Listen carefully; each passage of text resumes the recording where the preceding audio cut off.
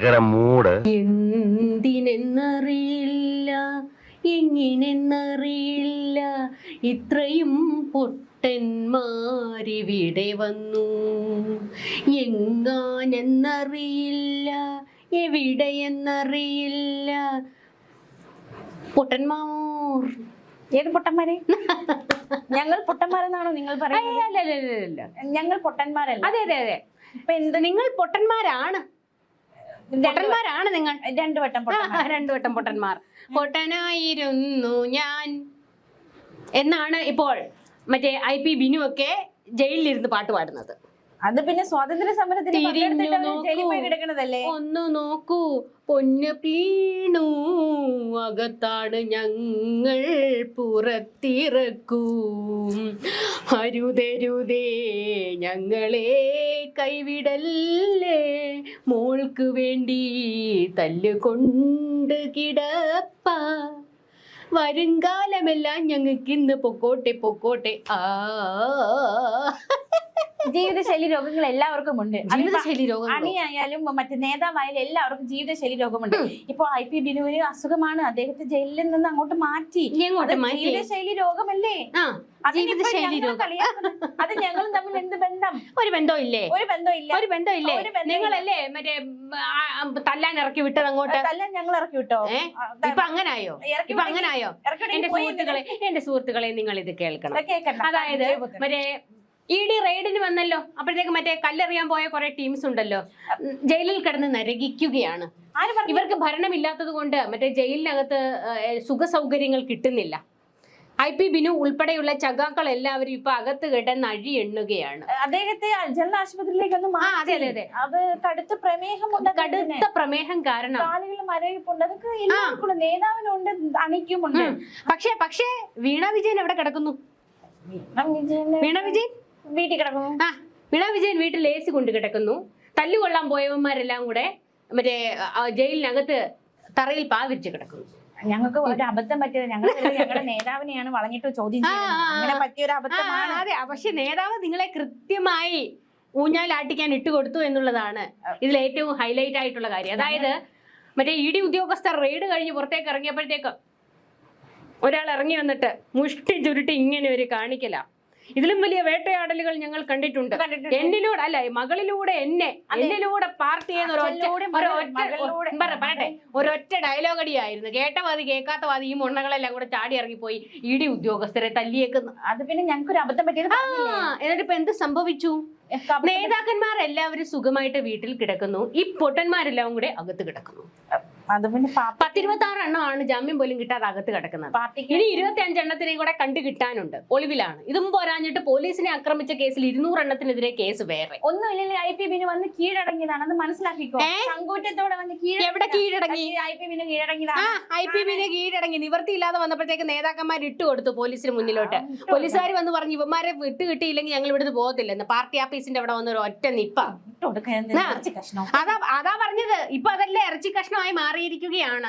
നിങ്ങൾക്ക് ഇപ്പൊ പ്രശ്നം വീണ വിജയന് വേണ്ടി നെഞ്ചു വിരിച്ച് വെക്കടാ വെടിയെന്നും പറഞ്ഞു പോയവന്മാരെല്ലാവരും വേണ്ടിയല്ല, പിണറായിക്ക് വേണ്ടി ഞങ്ങൾക്ക് ഒരു അബദ്ധം പറ്റിയത്. അടച്ചിട്ട മുറിയിൽ എന്ത് സംഭവിക്കുന്നത് ഞങ്ങൾ അറിഞ്ഞോ?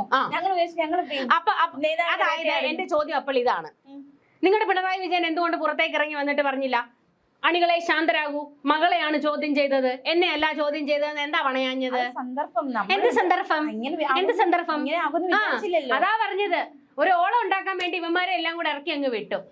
രണ്ടാമത് നടത്തിയ വാർത്താ സമ്മേളനത്തിലാണ് പറഞ്ഞത് അവന്മാർ എന്നെ അല്ല ചോദ്യം ചെയ്തത്, മോളെയാണെന്ന്. തേഞ്ഞൊട്ടിയതാരാ? പ്ലിങ്ങിയതാരാ? അതോ നിങ്ങൾ കണ്ടതല്ലേ ഈ മറ്റേ ജയിലിനകത്ത് കിടക്കുന്നവന്റെ ഒരുത്തന്റെ വീട് നിങ്ങൾ കണ്ടായിരുന്നല്ലോ. വീടാണോ അത്? വീട് അത് അവർക്ക് അവരുടെ സ്വർഗമാണ്. എല്ലാ വീടും നമ്മളെല്ലാവരും സ്വർഗത്തില്ല. നമ്മുടെ വീട്. എന്നിട്ട് പിണറായി വിജയന്റെ വാടക വീടിന് എത്ര രൂപയാ വാടക? ഞാൻ പിണറായി വിജയന്റെ വാടക നോക്കണം നിങ്ങള്. ഞങ്ങൾ സാധാരണക്കാരൻ, അതായത് ഒരു പാവപ്പെട്ട കുടിലിൽ കിടക്കുന്ന ഒരുത്തരാണ് തല്ലുകൊള്ളാൻ പോയത്. ഓർക്കണം. കേട്ടോ, ഞങ്ങളുടെ വീഡിയോ നിർത്തൂ. വീണ വിജയൻ നിങ്ങളുടെ ആരാ? ഞങ്ങളുടെ ആരുടെയൊക്കെ അബദ്ധം പറ്റി. നിർത്തൂ. നിങ്ങളുടെ പാർട്ടിയുടെ ആരാ?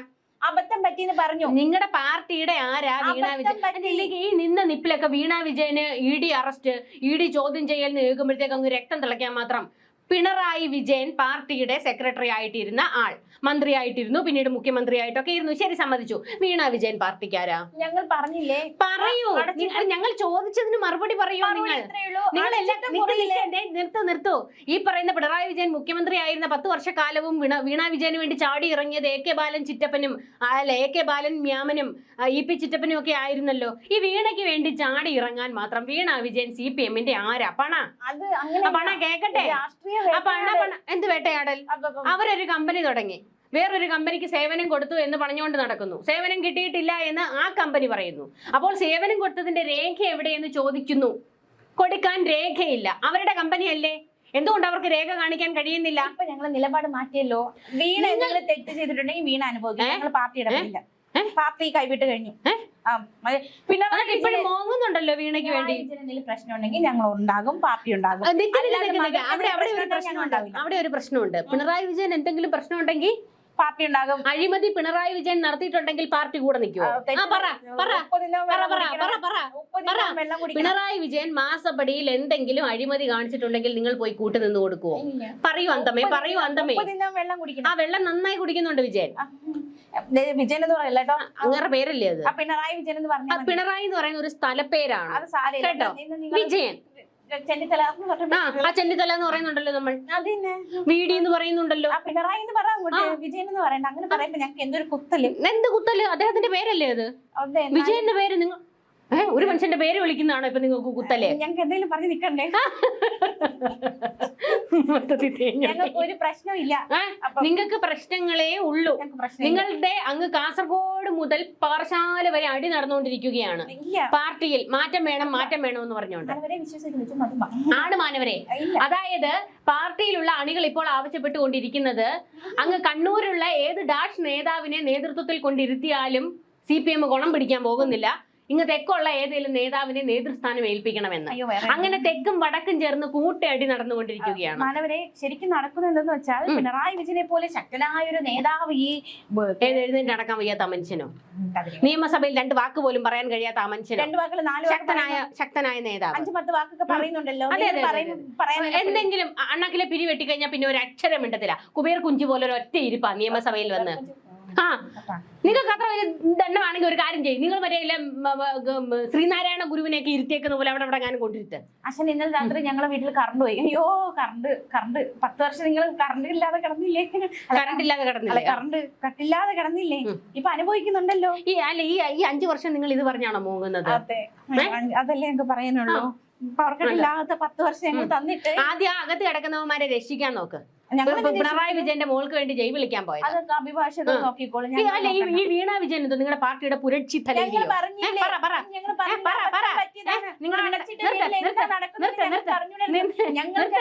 നേതാവിനെയാണ് ഈ വട്ടം കൂടി ചോദ്യം ചെയ്യുന്നത്.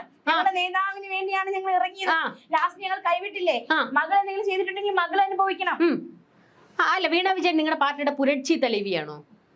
ആണെങ്കിൽ അല്ല, പണച്ചിൽ കേട്ട അങ്ങനെയാ തോന്നുന്നത്.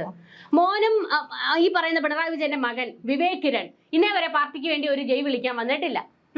വീണ വിജയൻ പാർട്ടിക്ക് വേണ്ടി ഒരു ജയ് വിളിക്കാൻ വന്നിട്ടില്ല. ഒരു ഇൻകുലാബ് സിന്ദാബ് പോലും വിളിച്ചിട്ടില്ല. എന്നിട്ട് ഇവർക്ക് 2 പേർക്കെതിരെ എന്തെങ്കിലും ഒരു ആരോപണം വന്ന ഉടനെ അങ്ങ് ചാടി ഇറങ്ങുന്നത് ഈ അന്തം കമ്മികൾ. എന്റെ പ്രിയപ്പെട്ട മാനവരെ, അബദ്ധം പറ്റിയത് പറഞ്ഞില്ല, ഇനി ഇറങ്ങില്ല. ഞങ്ങൾ കൈ വിട്ടു. മാന വിളിച്ച പൊക്കോ, അതാ നല്ലത്. ഈ ആന്തങ്ങളെ കൊണ്ട് വലിക്കടമുണ്ട്.